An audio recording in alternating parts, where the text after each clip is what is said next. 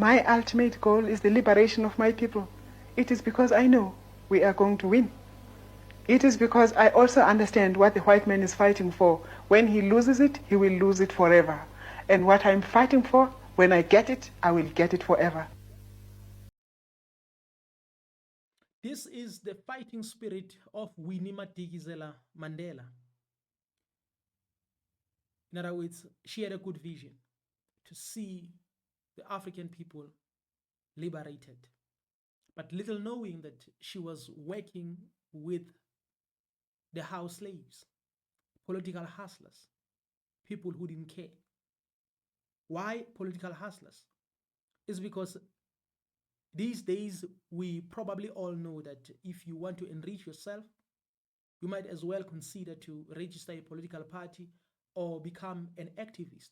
Then you'll receive a call, they'll tell you that we can do something, we can give you an offer.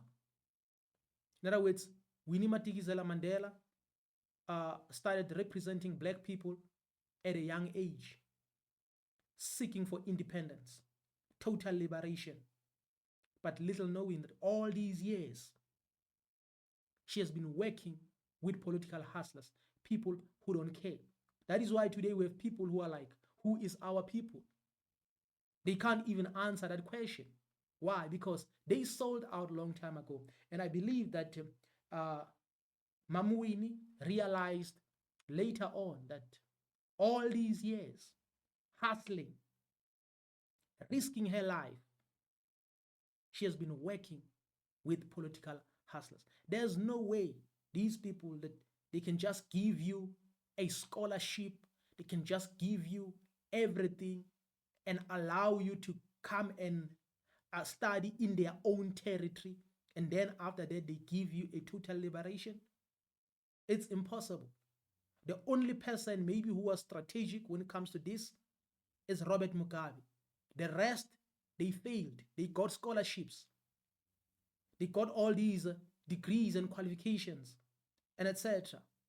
And what they did with those qualifications, they continued to serve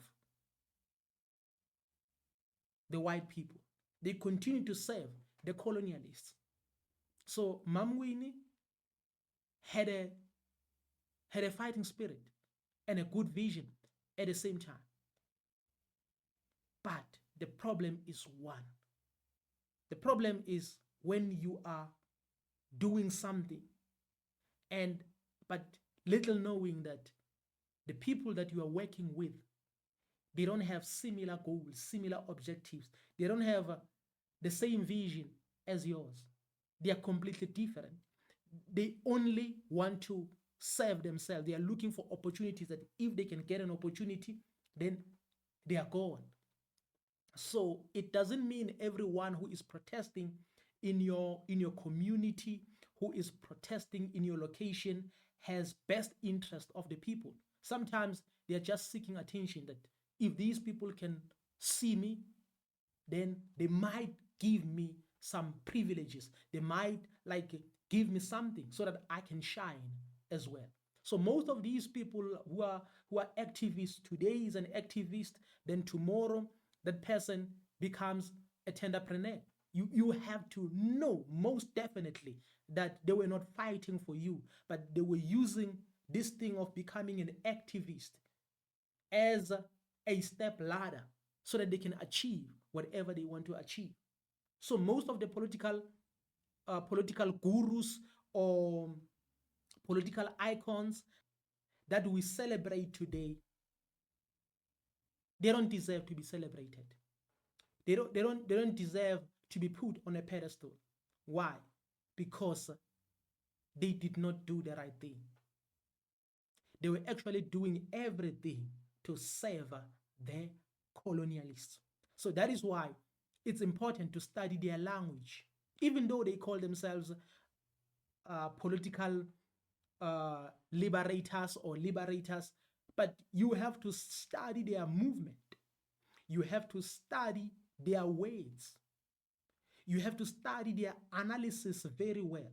And if you can analyze them deeply, you'll figure out that these people are just the house slaves. their goal and major objective is to serve the colonialists. That is why even today we are still using the very same education of the colonialists. We are promoting the culture of the colonialists. Everything is about the colonialists.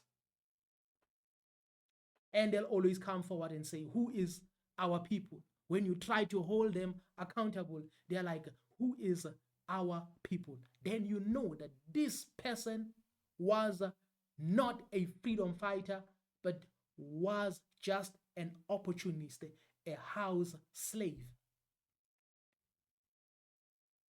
Mama Winnie had a good vision, but I'm asking myself if it's possible for us to achieve that vision.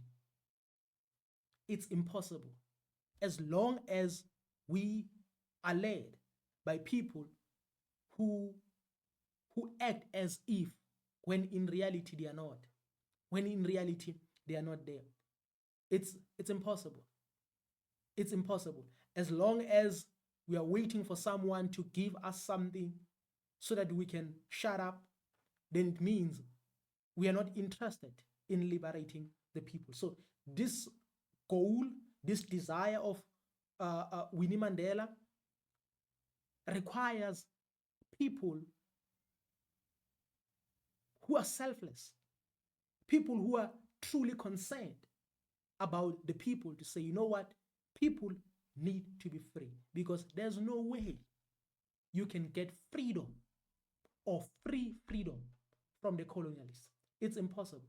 Freedom has never been free. In other words, you have to fight in order for you to get freedom. And you must be disciplined, because at the end of the day, there are people who will try by all means to buy you. They will buy your ideas. They will buy your vision in an exchange of doing whatever they want, because they also want to pursue their own vision. They also want to pursue whatever they want to pursue here in Africa, because they are only concerned about minerals. So if they see that you are a stumbling block, they will offer you something. They will offer you something. So that is why discipline is important. Like Ibrahim Traore, it takes discipline and self-control,